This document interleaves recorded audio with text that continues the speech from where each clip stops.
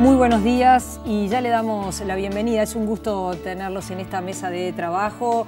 Elian Martínez, directora del Departamento de Arqueología de la Comisión del Patrimonio de nuestro país. Bienvenida, un gusto recibirla. Gracias. Y Arturo Rey, arqueólogo, experto de UNESCO precisamente en patrimonio subacuático. Arturo, de pronto empezamos con usted. ¿Qué es esto que quizás para mucha gente sea muy novedoso, esto del patrimonio subacuático? ¿De qué está hablando? Hablamos de patrimonio. No hay una diferencia entre patrimonio en tierra ni en patrimonio en otras regiones, así como puede existir determinados restos humanos, restos materiales que existen en las montañas, que existen en la pampa, en distintos geográficos, también hay material bajo el agua, ¿no? Material que pertenece a nuestra cultura, que nos representa, que es testimonio de nuestro paso por la tierra, ¿no? De cómo somos, nuestra identidad actual, ¿no? Y simplemente por determinados accidentes naturales, accidentes humanos, por cómo funciona, cómo se mueve la tierra, cómo se mueve el agua, cómo, ¿no? Ha acabado en ambientes subacuáticos, totalmente o parcialmente, como dice la Convención.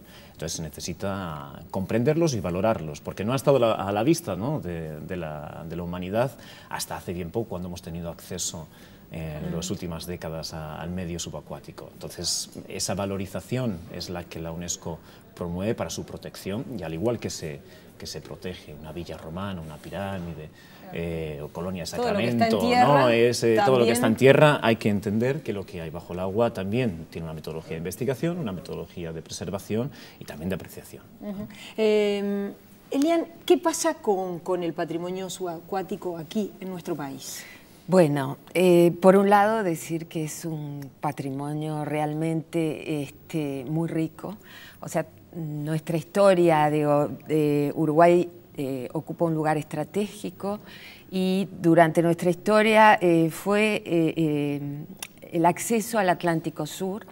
Fue un territorio codiciado por distintas potencias, la disputa entre España y Portugal, y luego las modernas potencias, bueno, como Holanda, Inglaterra, etcétera, pasaban por esta zona, y bueno, como decía Arturo, distintas circunstancias naturales en muchos casos provocaron naufragios. O sea, estamos hablando en este caso principalmente del patrimonio subacuático vinculado a naufragios históricos.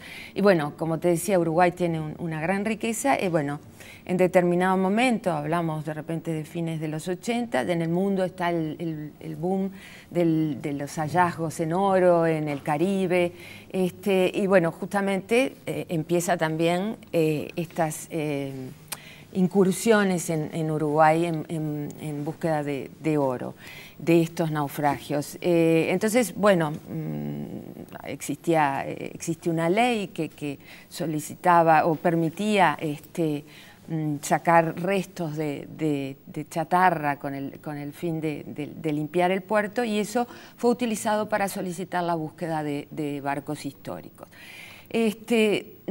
Ahí en algún momento entra la Comisión de Patrimonio Cultural de la Nación, justamente por ser bienes históricos, pero no con una ley protectora de ese patrimonio subacuático, sino un poco trabajando con la Prefectura Nacional Naval. Durante varios años nuestras costas nuestros naufragios fueron intervenidos, no de forma científica, no buscando toda esa información, esa riqueza que tienen, sino bueno, con otros fines, principalmente comerciales. Entonces, desde la Comisión de Patrimonio siempre fuimos tratando de buscar la mejor gestión, justamente para un patrimonio que además es público. Ahí de alguna forma se generaron vínculos. Esta es una temática también que, como decía Arturo, ha sido nueva en el mundo. Sí, la convención es de 2001, ¿no? La convención. Exacto. Claro, pero la propia reflexión sobre el patrimonio cultural subacuático también es nueva, ¿no? Desde que, bueno, empiezan a aparecer los equipos de buceo autónomo a mediados del siglo XX, donde recién se empieza a tener acceso. Y bueno, hoy en día ya tenemos una tecnología tecnología impresionante, ¿no?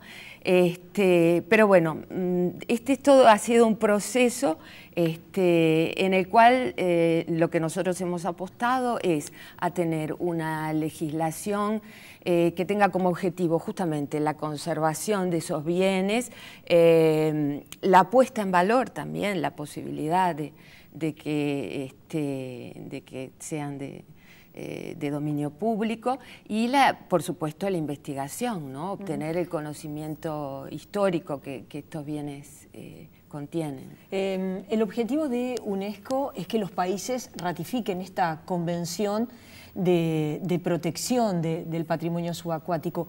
¿Qué compromiso representa adherir a esta convención? Que usted fuera de micrófono me decía, bueno, ya 17 países latinoamericanos adhirieron de los 48 que ya están en esta marca. ¿Qué compromisos representa para Uruguay y para los países que firman la convención? Es un compromiso de proteger el patrimonio cultural subacuático, de luchar contra la explotación comercial que pueda existir de este patrimonio, también de investigar y de hacer una cooperación internacional.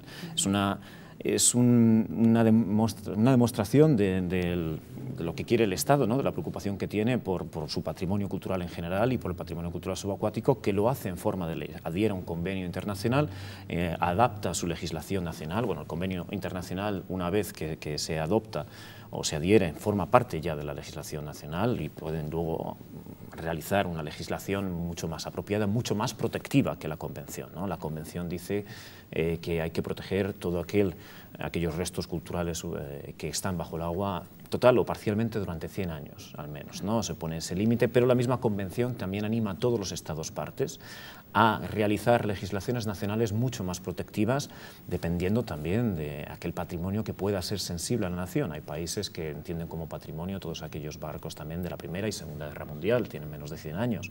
Otros que entienden otro patrimonio relacionado con sus guerras más recientes o con distintos hechos históricos que han pasado en los últimos 50 años, ¿no? La Convención anima a los Estados a tomar posturas mucho más protectivas, ¿no? La Convención igualmente también obliga a los Estados a realizar capacitación, a elegir las autoridades competentes que tienen como compromiso la realización del inventario, el conocimiento de qué es lo que tenemos, ¿no? Dónde está y cómo protegerlo, y a involucrar a la sociedad. Es una de las partes más importantes de la Convención, es que este patrimonio que no es tan visible se haga visible, de una manera de acceso in situ al patrimonio cuando se puede. Hay parques arqueológicos subacuáticos a través de buceo deportivo o a través de barcos o a través de otro tipo de iniciativas, o también a través de museos. Hay museos en los cuales la investigación que se ha realizado sobre patrimonio subacuático lleva la investigación realizada al museo, ¿no?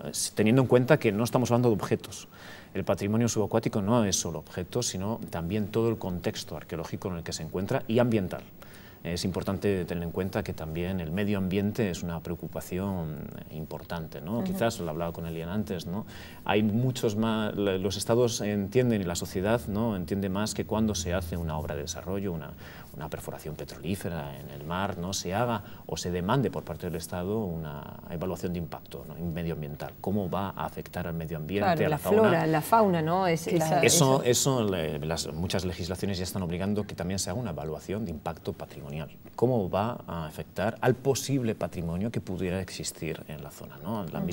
Todo se relaciona, ¿no? El ambiente se relaciona con el patrimonio. Estamos viviendo en un medio ambiente que nosotros mismos modificamos, al cual nosotros influenciamos y al cual nosotros mismos nos sentimos influenciados. Y eso pasa también con esos restos de cultura que vamos dejando ya en tierra o bajo el agua.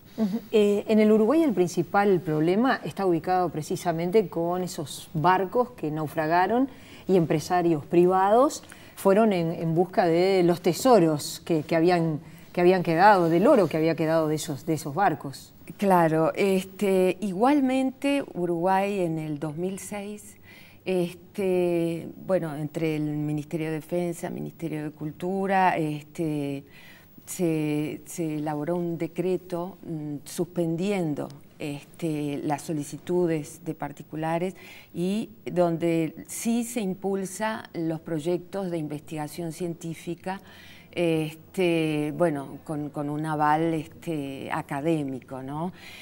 O sea que en cierta forma, bueno, eso ha quedado un poco detenido. De cualquier forma, un poco como decía Arturo, ¿no? Es necesario actualizar y establecer una ley mucho más moderna.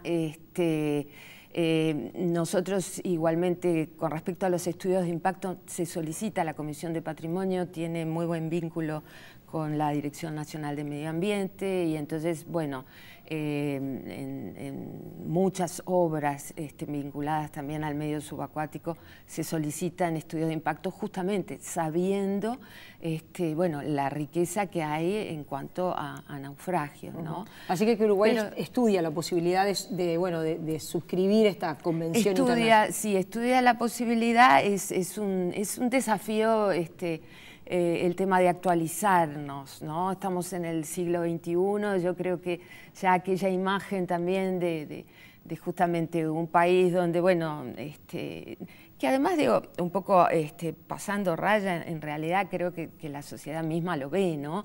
Todas estas incursiones que hubieron no han dejado resultados para la sociedad, ¿no? En realidad no.